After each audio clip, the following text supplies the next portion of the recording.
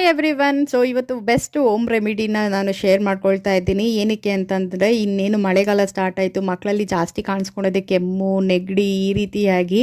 So ಏನೇ tonic syrup ಕೊಟ್ಟರು ವಾಸಿನೇ ಆಗಲ್ಲ ಬೇಗ, ಅದರಲ್ಲೂ ಕೆಮ್ಮಂತೂ ವಾಸಿನೇ ಆಗಲ್ಲ.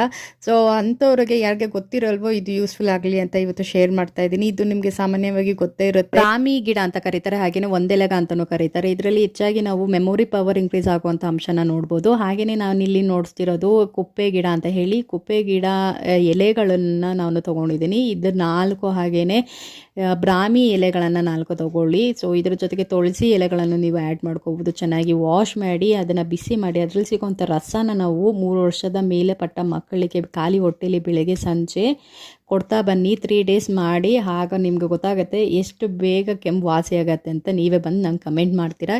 ಹೇಗೆ ಗೊತ್ತಿರಲ್ವೋ ಖಂಡಿತ ಯೂಸ್ ಆಗುತ್ತೆ. ಶೇರ್ ಮಾಡಿ, ಲೈಕ್ ಮಾಡಿ, ಇನ್ನಷ್ಟು ವೀಡಿಯೋಸ್ಗಾಗಿ ಸಬ್ಸ್ಕ್ರೈಬ್ ಮಾಡಿ. Thank you.